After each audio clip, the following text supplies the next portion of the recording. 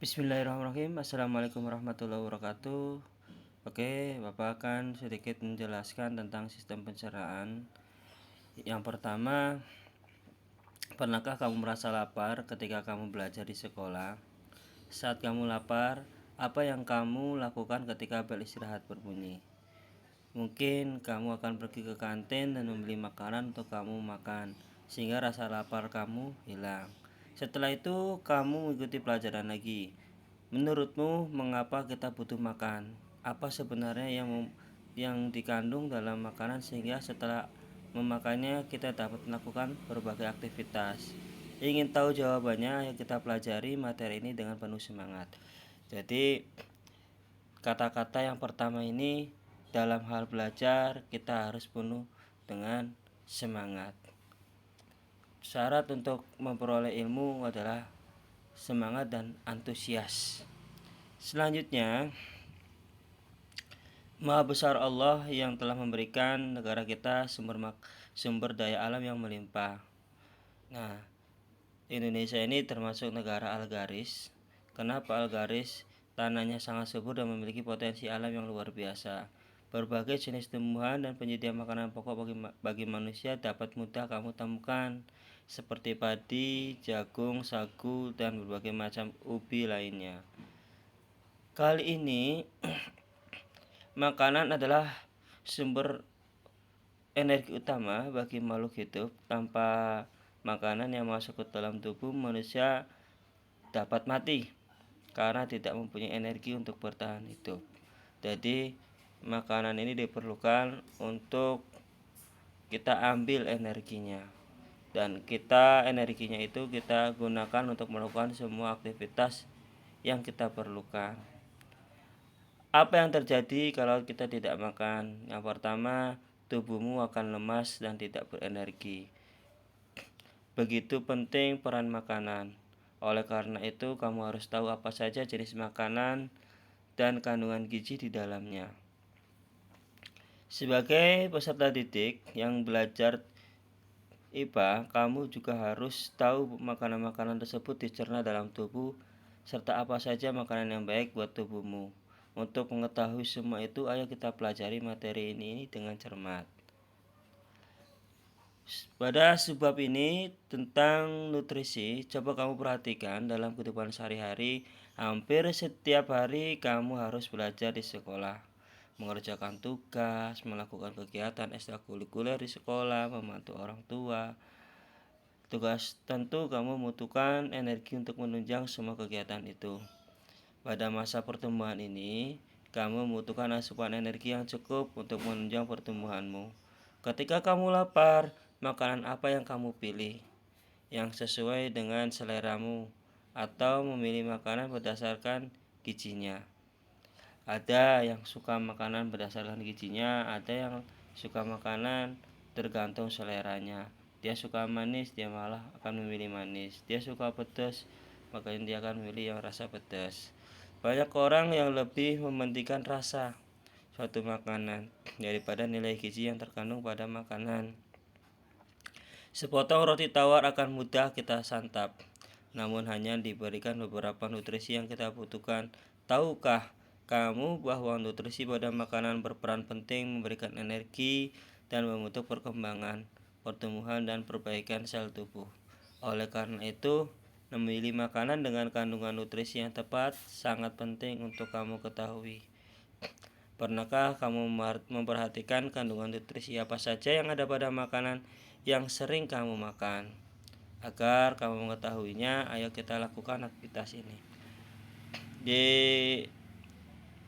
tim biru, kalau nggak salah di tim biru Bapak memberikan tugas mengidentifikasi bahan makanan yang ada produk kemasan. Kemasan yang pertama adalah produk mie instan yang kalian suka. Kalian mau suka Indomie rasa apa? Dilihat kandungannya, ada lemak jenuh, ada protein, ada vitamin apa. Di situ dilihat. Terus nomor 2 komponen produk kemasan makanan ringan yang kamu sukai, misalnya Ciki, Citos, atau Beng Beng. Silakan kalian cari dan identifikasi apa kandungannya. Nah, Jadi ini cuman selingan aja. Kalian cari apa-apa aja yang kandungan dalam itu ya. Selanjutnya, setelah kamu melakukan aktivitas 4.1, apakah dengan makanan ringan favoritmu itu akan merasa gizi harianmu tercukupi untuk menunjang kegiatan sehari-hari? Nah, tadi kan makanan favoritmu ada mie sama snack ya. Terus pertanyaannya, apakah memenuhi kebutuhan gizi harianmu dan cukup untuk menunjang kegiatan sehari-hari kamu? Nah, apakah dengan hanya mengkonsumsi makanan ringan kamu dapat banyak energi? Tentu saja tidak. Kamu butuh makanan pokok lainnya seperti nasi, lauk pauk, sayur, dan buah agar kamu mendapatkan cukup energi. Ayo kita cari tahu, makanan memegang peran penting dalam kelangsungan hidup manusia. Ingatkah kamu tentang gizi seimbang? Makanan sehat harus mencukupi komponen gizi seimbang. Tahukah kamu bahan apa saja yang termasuk komponen gizi seimbang? Coba cari tahu jawabannya di beberapa sumber informasi. Mungkin di SD kamu sudah pernah belajar 4 sehat 5 sempurna. Itu gizi seimbang. Nah, atas dasar apa kita memerlukan nutrisi? Yang pertama adalah kebutuhan energi. Pernahkah kamu berpikir fungsi energi pada tubuh kamu? Tubuhmu membutuhkan energi untuk setiap kegiatan seperti belajar, berjalan ke sekolah, dan membaca buku. Tubuhmu juga menggunakan energi untuk mempertahankan suhu tubuh normal kisaran 37 derajat Celcius.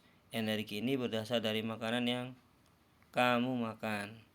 Jumlah energi yang dibutuhkan oleh tubuh untuk aktivitas tersebut menggunakan satuan kalori. Sama halnya tubuh. Ya. Jadi kebutuhan energi ini mutlak untuk mendapatkan energi daripada makanan. Masih ingatkah kalian waktu di kelas 7 kalian belajar tentang energi? Ternyata bukan cuma energi yang dihasilkan mesin saja, makanan juga termasuk ada energi yang dihasilkan. Contoh, ada gambar 4.2, ada gambar nasi.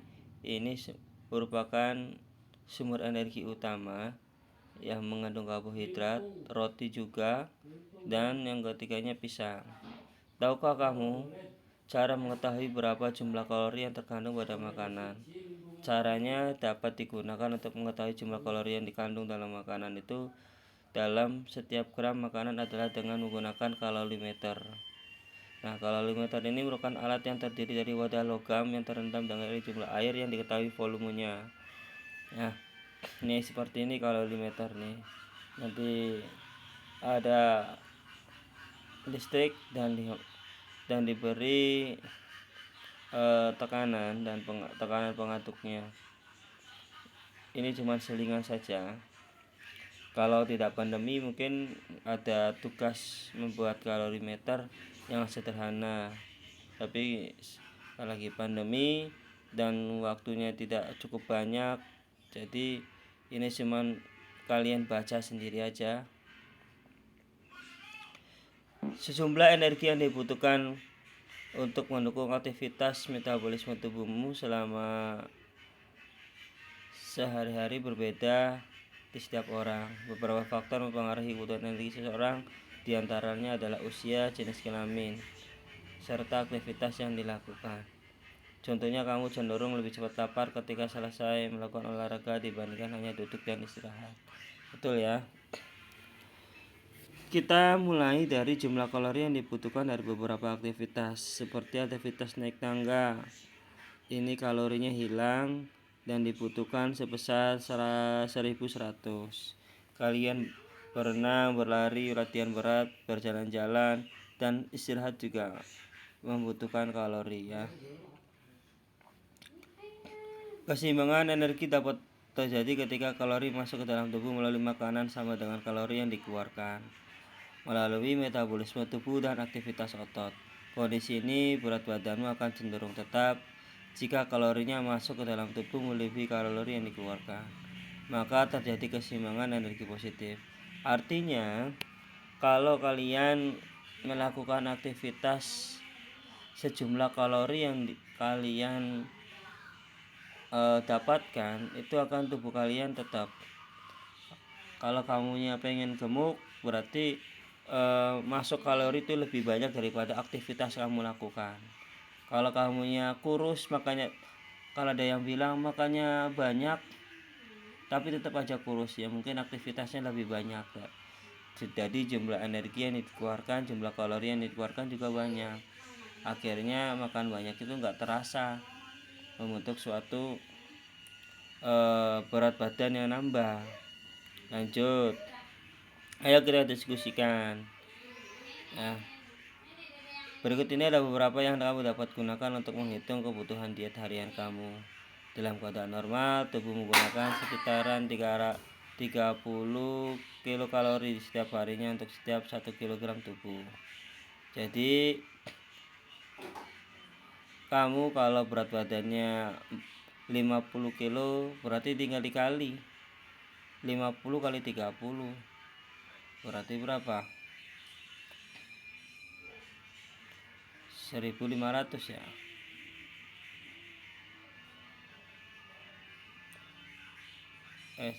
150,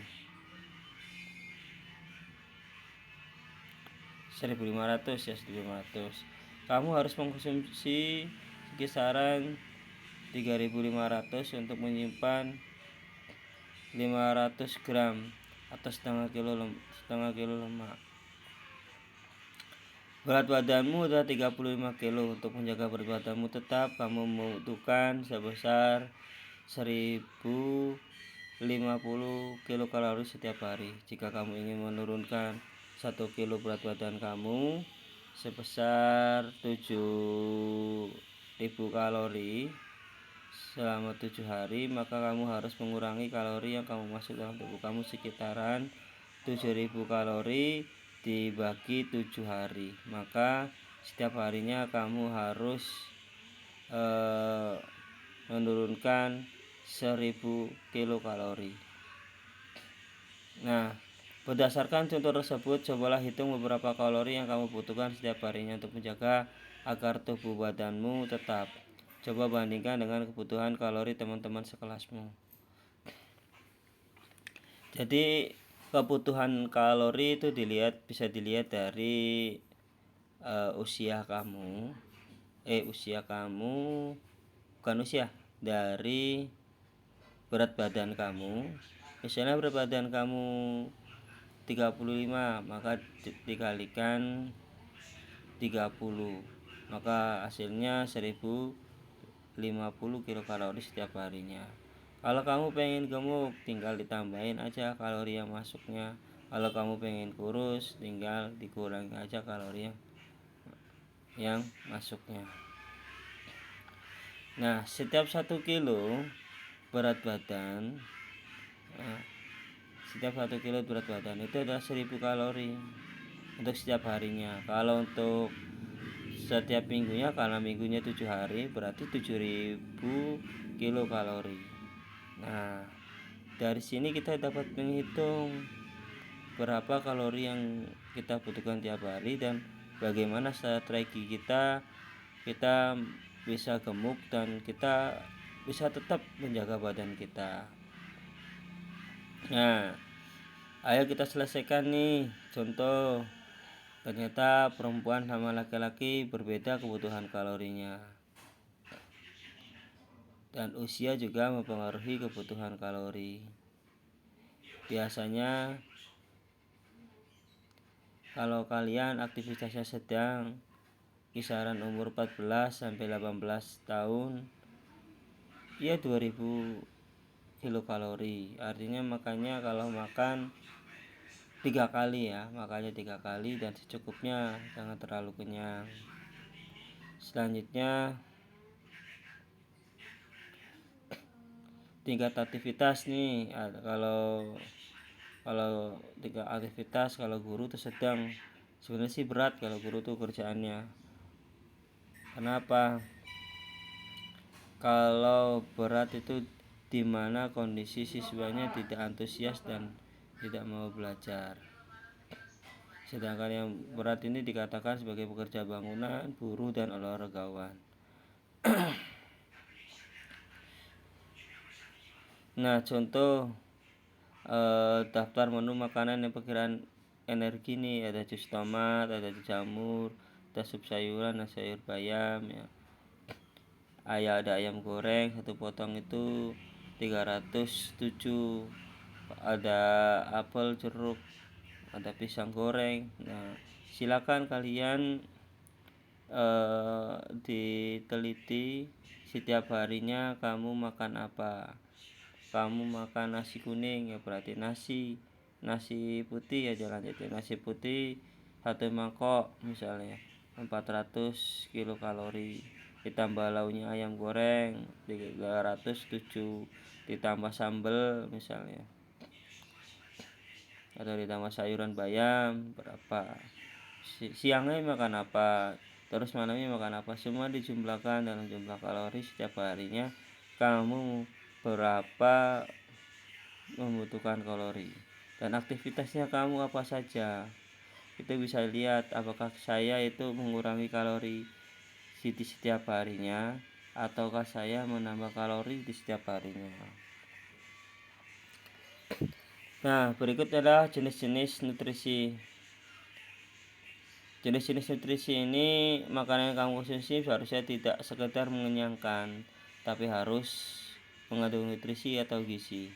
Nutrisi atau gizi ini adalah zat dibutuhkan makhluk hidup sebagai sumber energi, mempertahankan kesehatan, pertumbuhan, dan untuk kelangsungan fungsi normal dalam setiap jaringan dan organ. Sebenarnya makanan yang kamu konsumsi sehari-hari harus mengandung 6 jenis nutrisi, yaitu karbohidrat, lemak, protein, vitamin, mineral, dan air. Karbohidrat, lemak, dan protein yang dibutuhkan dalam jumlah banyak, sedangkan vitamin, mineral dibutuhkan dalam jumlah sedikit. Jadi ada kebutuhan makro, itu contohnya karbohidrat, lemak, protein. Kebutuhan mikronya adalah vitamin, mineral, dan air.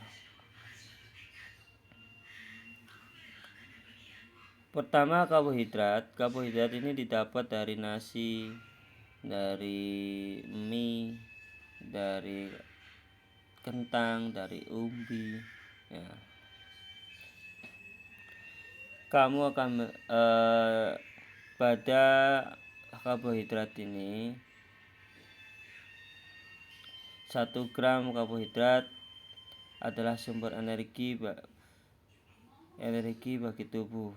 1 gram karbohidrat menghasilkan 4,1 kilokalori.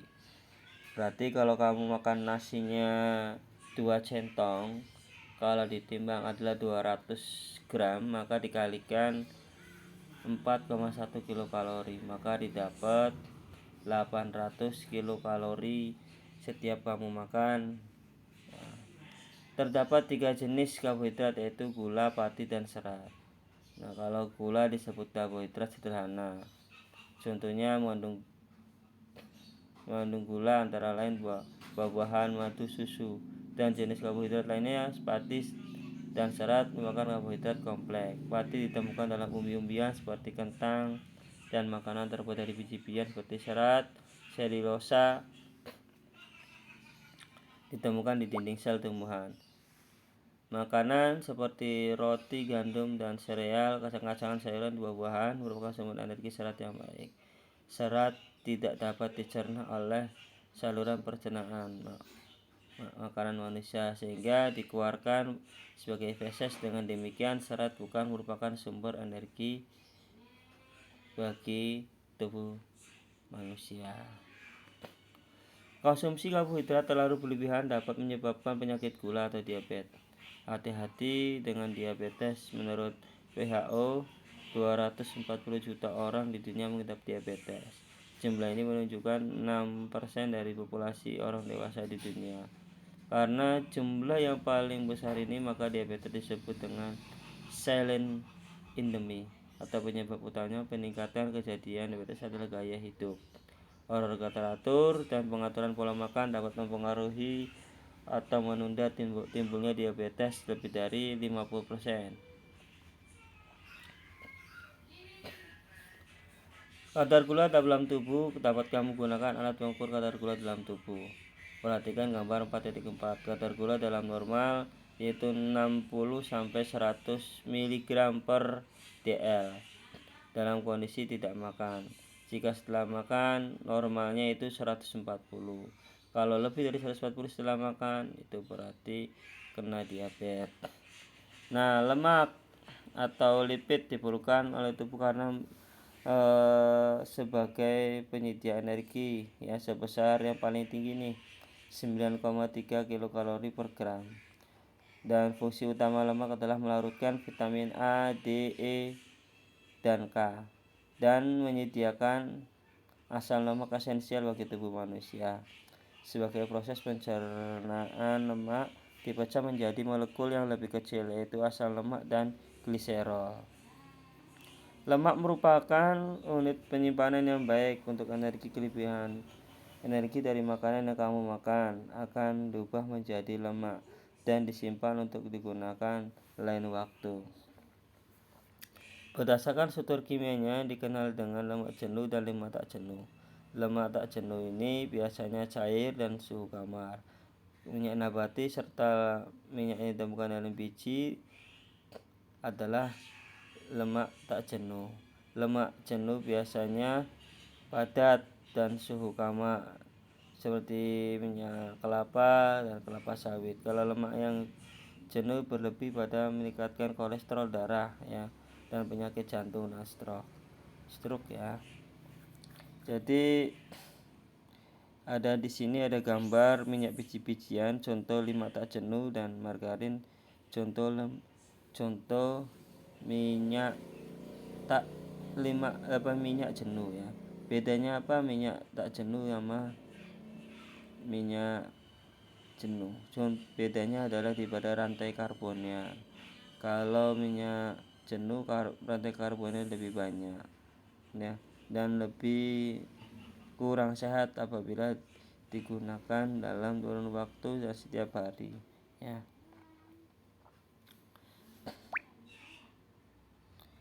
Mengidentifikasikan makanan mengandung lemak gampang. Mengandung lemak apabila kamu beli nasi padang menggunakan kertas nasi, dan nasi padang itu lama-kelamaan akan transparan. Nah, itu berarti mengandung lemak.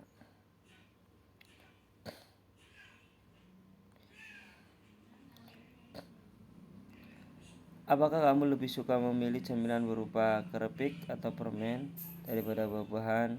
Cemilan pada umumnya memiliki rasa yang lezat, namun hati-hati sebab kandungan lemak pada cemilan cukup tinggi. Contoh nih, ada permen kandungan lemaknya 12 gram. Cemilan renyah-renyah nih 42 gram.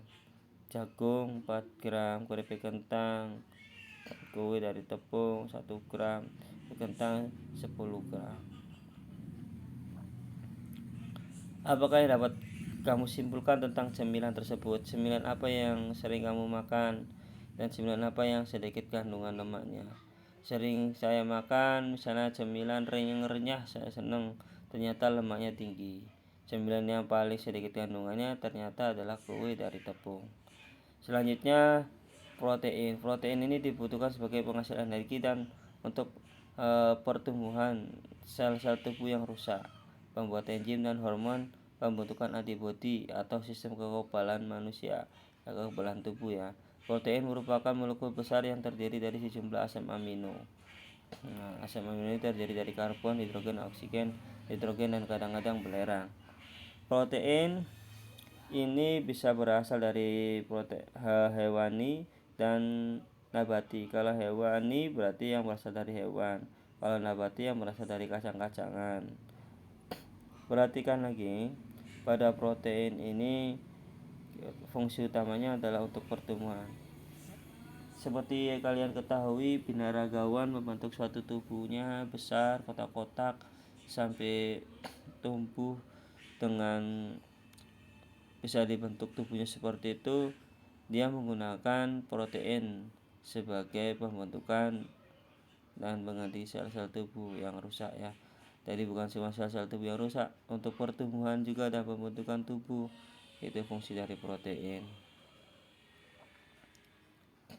Nah, selain dari lemak, ternyata kita juga bisa meneliti protein terkandung pada makanan ya, atau gula ya. Contoh amilum. Amilum ini bisa kita telaah dan kita teliti menggunakan reagen Lugol atau kalium ionida. Kalau positif berwarna biru tua. Kalau gula pakai benetit atau Velling A dan Velling B. Kalau positifnya berwarna biru kehijauan atau kuning sampai merah bata. Kalau yang protein milion atau biuret biasanya berwarna merah dan merah muda sampai ungu.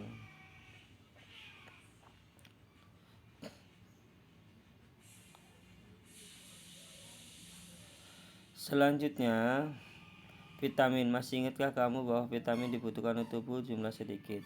Walaupun dalam jumlah sedikit, namun harus ada, karena vitamin diperlukan untuk mengatur fungsi dan mencegah beberapa penyakit. Vitamin ini dikelompokkan menjadi dua, yaitu vitamin larut dalam air dan vitamin larut dalam lemak. Kalau vitamin larut dalam air ada vitamin B dan C. Sedangkan vitamin yang tidak larut dalam air dan larutnya sama lemak adalah vitamin A, D, E, dan K. Untuk khusus vitamin D dapat terbentuk karena kulit terkena sinar matahari.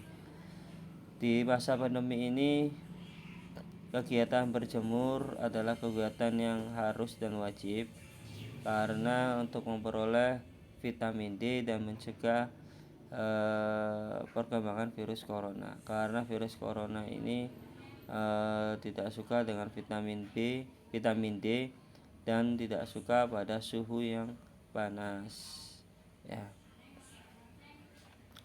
Berikut manfaat-manfaatnya vitamin A, B, C, D, E, dan K. Silakan kalian baca sendiri dan kalian kalau bisa merangkum yang perlu dari halaman pertama bab 4 ya sampai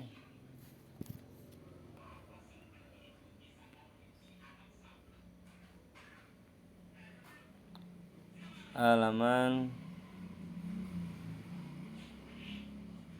178.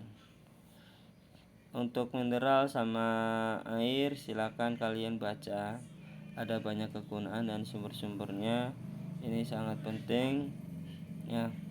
Terus air juga, karena sekitar 60-80% sel tubuh makhluk hidup terdiri di atas air. Otot ada 75%-nya air, otak 70%-nya air, tulang 22%-nya air. Jadi secara global kisaran 60-80% tubuh kita itu berisi air.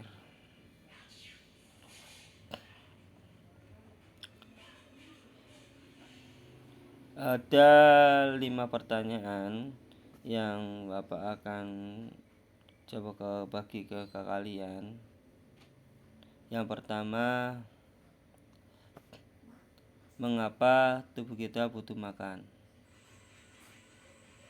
Yang kedua, sebutkan nutrisi-nutrisi yang ada pada kandungan makanan dari makanan yang kebutuhan makro dan kebutuhan mikro ya. Yang ketiga, bagaimana uji lemak, protein, dan uji karbohidrat. menggunakan Failing A, Lugol, Benedict. Coba kalian simpulkan. Lanjut yang keempat,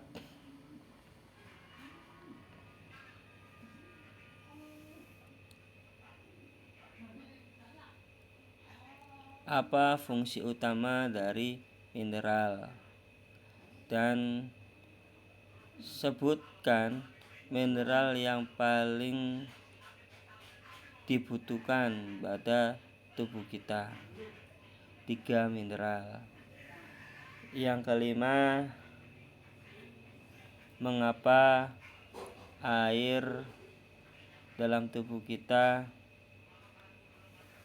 berisi 60-80%. Kenapa bisa seperti itu?